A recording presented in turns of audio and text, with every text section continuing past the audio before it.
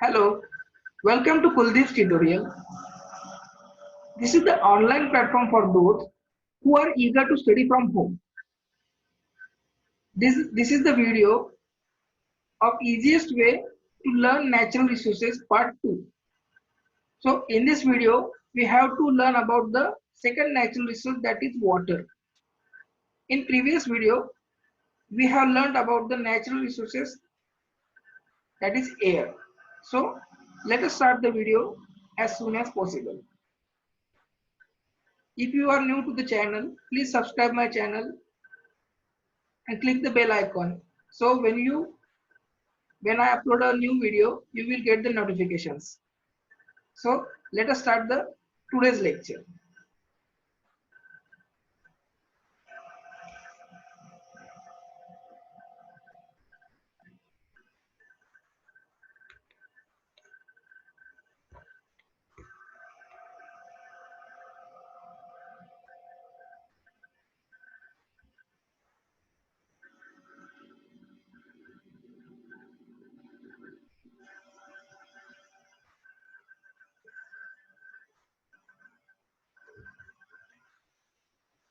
So the second and one of the most important natural resources, that is water. So आपको सबको मालूम है कि water एक important thing है जो हमारे life में चाहिए ही चाहिए.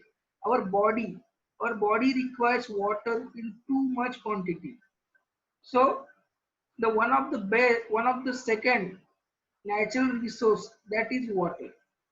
So let us discuss about different things about water, availability of water, how water is important to us, in what quantity the fresh water is available, what is the total composition of water in our planet earth. Let us discuss one by one. That is, along with air, another important, absolutely essential resource, that is water. One second. Along with air, another important factor absolutely essential for survival is water. Right?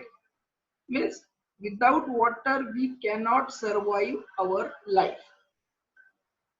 In many ways the water is important. What are the different things? What are the different uses of water you see? हम देखते हैं water के different uses है. Water is used for drinking purpose. Water is used for the washing clothes. Water is used for bathing purpose. Water is used for washing utensils. Utensils means हम बर्तन धोने के लिए पानी का इस्तेमाल करते हैं. Right?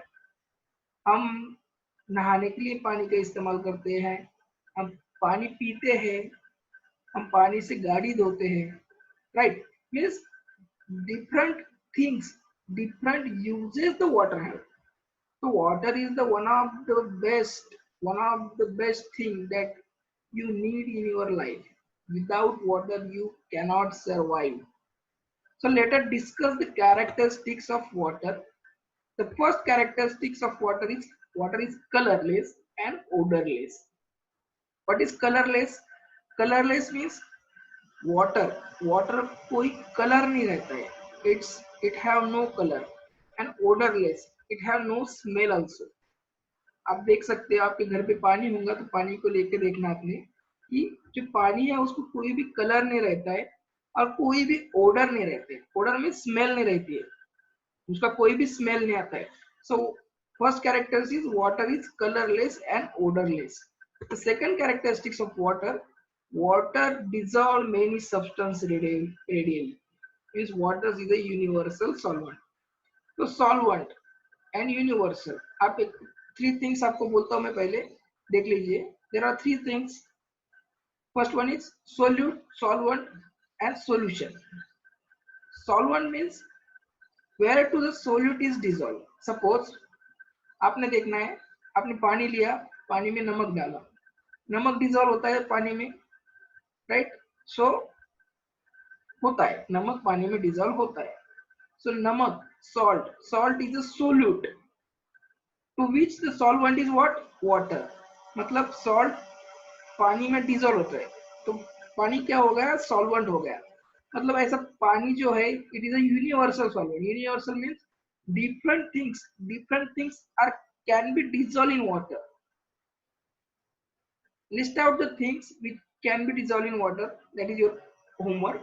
List out the things that can be dissolved in water. मतलब ऐसी चीजें कि आपको लिस्ट बनानी है कि जो पानी में डिजोल्व होती है। Next property is tasteless. Tasteless means water कोई भी प्रकार की टेस्ट नहीं रहती है। टेस्ट मतलब सोर test, bitter taste, sweet taste, ये कौन सी भी टेस्ट नहीं रहती है वाटर को, right. Water have no taste. आप देख सकते हैं पानी आपने पिया तो आपको कोई भी प्रकार की टेस्ट नहीं आती उससे। This is the third property of water. Next one is water occurs in a three state. First one is solid. Solid में जो वाटर रहता है उसे हम आइस कहते हैं। Second one is liquid. Liquid में जो वाटर रहता है उसे हम वाटर ही कहते हैं। और गैसियस। गैसियस में जो वाटर रहता है हम इसे वाटर वेपर कहते हैं। And these three states are interconvertible. Solid को आपने अगर ठंडा किया, सॉलिड मतलब आइस को आपने अगर बाहर रखा तो उसका कन्वर्जन वाटर में होता है। वाटर को अगर हमने बॉईल किया तो वाटर का कन्वर्जन वाटर वेपर को होता है। और वाटर वेपर को हमने अगर कूल किया तो वाटर वेपर का कन्वर्जन फिर से वाटर वेपर का कन्वर्जन फिर से वाटर में होता है। और वाटर को हमने अगर कूल किया तो उसका कन्वर्जन आइस में होता है, right. Mean the three states of water that can be inter convertible. हम स्टेट्स को अलग अलग कन्वर्ट कर सकते हैं। हम एक स्टेट से अलग दूसरे स्टेट में कन्वर्ट होता है। So these are the four characteristics of water. Let us revise first. First character is water is colorless and odorless. You can write in your notebook. Second one is dissolve many substance readily, means water is a universal solvent. Third one is a tasteless. मतलब water को कोई भी taste नहीं रहती है। And fourth character is water occur in a three state, like solid means ice, liquid means water, and gaseous means water vapor. Next, water available on the earth. This is the most important thing that you have to learn. Water available on the earth. आप देख सकते हैं इसमें water in seas and ocean means total water अगर 100% available है तो उसमें seas and ocean में जितना water अवेलेबल है वो है 97%। 97% available water in seas and oceans, and remaining groundwater and frozen state. Groundwater and frozen state में water कितना है 2.7%। कितना वाटर है 2.7% वाटर जो ग्राउंड वाटर मीन्स कौन सा, हम हमारे घर पे बोरिंग रहती है अगर, और वेल है, वेल मीन्स जो बावडी रहती है, विहीर म्हणतो आपण त्याला मराठीत, जो रहती है उसमें जो वाटर है ग्राउंड में मीन्स जमीन में जो पानी है। और frozen state, frozen means ice form में जो ग्लेशियर से, मतलब हिमालय रहता है, हिमालय पे जो ग्लेशियर्स रहते हैं, आइस रहते हैं, वो फॉर्म में जो वाटर है वो है 2.7%। And next one is fresh drinking water, जो हम पानी पीने के लिए अवेलेबल कितना है, ओनली 0.3%। आप एक सोच सकते हो कि इतना कम क्वांटिटी में वाटर अवेलेबल है, and we use water very hesitately. हम उसे क्या करते हैं, कैसे भी यूज करते हैं, वाटर की केयर करते नहीं है। हम केयर करना चाहिए क्योंकि वाटर हमारे पीने के लिए जो वाटर अवेलेबल है it is available only in 0.3%.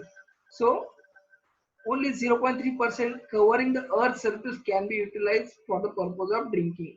सिर्फ पीने के लिए कितना यूज होता है, only 0.3%, and it is a very less quantity.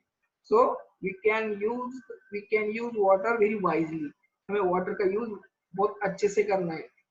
अगर हमने वाटर ज्यादा से ज्यादा वेस्ट किया तो हमारे टोटल अर्थ पे जितना वाटर है उतना वो खत्म हो सकता है। तो you can use your water very wisely. First of all let us revise the water available on the earth.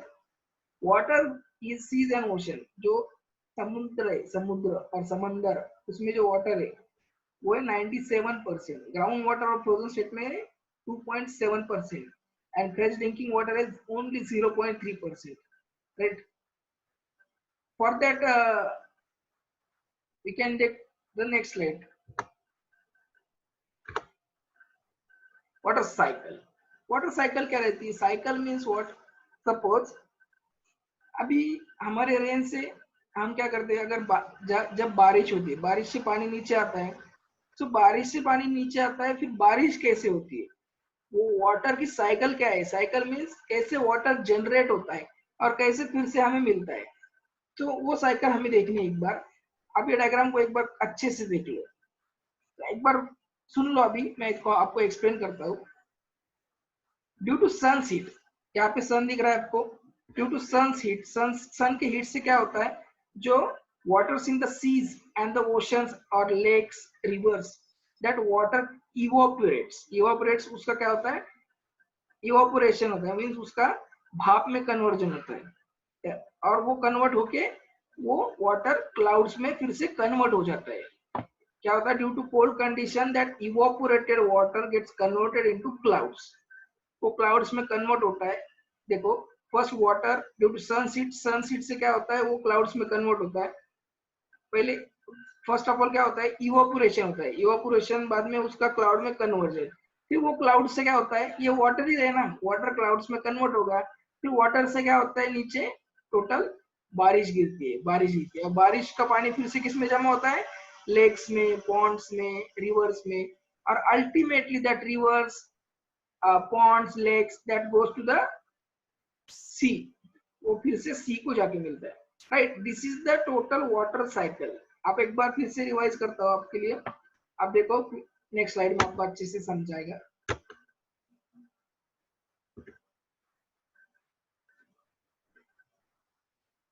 See that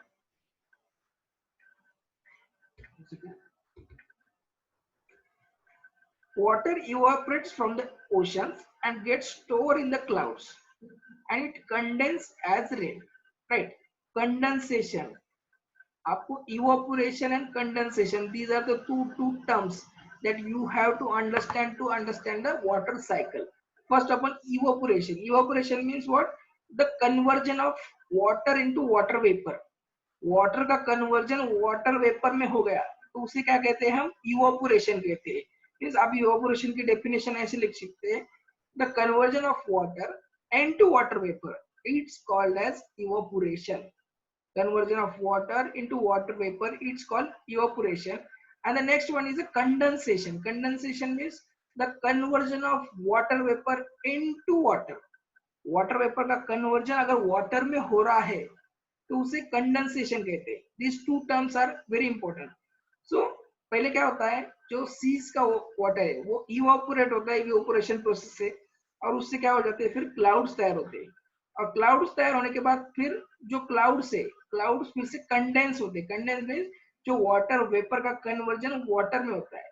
so condensation से क्या होता है, हमारे अर्थ पे रेन गिरती है, जो रेनफॉल होता है वो किससे होता है? कंडेंसेशन होता है। So thus fresh water enters in the ocean and thereby completing the cycle. Cycle complete होती है। साइकिल में पहले क्या होता है, स्टार्टिंग में सीज का वाटर वेपर कन्वर्ट होता है, वाटर वेपर का कन्वर्जन फिर से क्लाउड्स में होता है, क्लाउड्स का कन्वर्जन फिर से रेन में होता है, रेन से फिर वो लेक्स में, पॉन्ड्स में, रिवर्स में जमा हो जाते हैं, और फिर रिवर से फिर से वो सीज में चले जाती है। सो इससे क्या होता है, अब एक बार देख लो डायग्राम वो, ये डायग्राम आपको निकालनी है आपके नोटबुक में, एक बार अच्छे से देख लो। क्या होता है, पहले वाटर का कन्वर्जन वाटर वेपर में होता है, वाटर वेपर का कन्वर्जन क्लाउड्स में होता है, क्लाउड्स का कन्वर्जन फिर से क्लाउड कंडेंस होकर नीचे रेनफॉल में गिरते हैं, और फिर से रेन का पानी जो है वो लेक्स में, रिवर्स में, पॉन्ड्स में जमा हो जाता है, और वो अल्टीमेटली सी को जाके मिलता है। This is the total water cycle. Next, rainwater also keeps into ground, thereby increasing the groundwater level, and this gives rise to the source of water like rivers, ponds, springs, lakes, streams. Right है? Means क्या होता है, rain का water ground में भी चला जाता है, लेक्स में भी जाता है, पॉन्ड्स में भी जाता है, स्प्रिंग्स में भी और स्ट्रीम्स में भी, और अल्टीमेटली जो रिवर्स है वो रिवर अल्टीमेटली जाके किसको मिलती है? सी को मिलती है। कौन सी भी रिवर देखो आप, जो भी रिवर रहेंगी वो अल्टीमेटली जाके सी को मिलेगी, राइट? मतलब समंदर को जाके मिलती है। सो इससे क्या होता है, वाटर साइकिल कंप्लीट होती है। Next is uncontrol use of water for ever increasing population industry farming have resulted in shortage of water. आप देखते हैं हम क्या करते हैं, वाटर का वेरी अनकंट्रोल, मतलब हम सोचते नहीं है कि पानी खत्म हो जाएगा, पानी खराब हो रहा है, पानी ज्यादा से ज्यादा वेस्ट करते हैं। आप देख रहे हो, आप जो भी सिटी में रहते हो, जो भी सिटी में रहते हो, वहां पे आपको वाटर का प्रॉब्लम आता ही है। म्यूनसिपालिटी से आपको रेगुलर वाटर सप्लाई होता नहीं है। पहले रोज पानी आता था, अभी 2 दिन के बाद आता है, 3 दिन के बाद आता है। So this is the problem occurring ever after. So you have to use the water very control way. हमें कंट्रोल वे में वाटर का यूज करना है। आपने ये सोचना है कि आपने कैसे कंट्रोल वे में आप वाटर का यूज करते हो, कैसे यूज करते हो। उसके लिए हम आपको मैं टिप्स देता हूँ। तो tips to save water, water save करने के लिए टिप्स है। First one is do not waste water, use it wisely. पानी का इस्तेमाल अच्छे से करना है, उसको वेस्ट करना नहीं है। Next one is allow water to keep into ground by storing or blocking it, right. आपके घर में आप क्या कर सकते हैं, आप वाटर स्टोर कर सकते हैं और ग्राउंड में छोड़ना। ग्राउंड में छोड़ना मतलब ग्राउंड लेवल बढ़ाना। ग्राउंड वाटर की लेवल बढ़ाई तो इससे क्या होता है, वही वाटर अल्टीमेटली आपके लिए आपके बोरिंग से और आपके मतलब वेल से, वेल मीन्स बाउडी से, वो आपके लिए आ सकता है, right. So this is the second natural resources. Second natural resource that is water. Water के बारे में हमने देखा है, पूरे स्लाइड्स आप एक बार रिवाइज कर लीजिए अच्छे से। आपको अगर कोई डाउट है, आप कोई प्रॉब्लम है, तो you can use comment box, feel free to use comment box. And this is the second lecture of easiest way to learning natural resources part 2 by Professor Kuldeep Sonone. You can contact me anytime. So our today's lecture is finished. Thank you all. Thank you all. Have a nice day.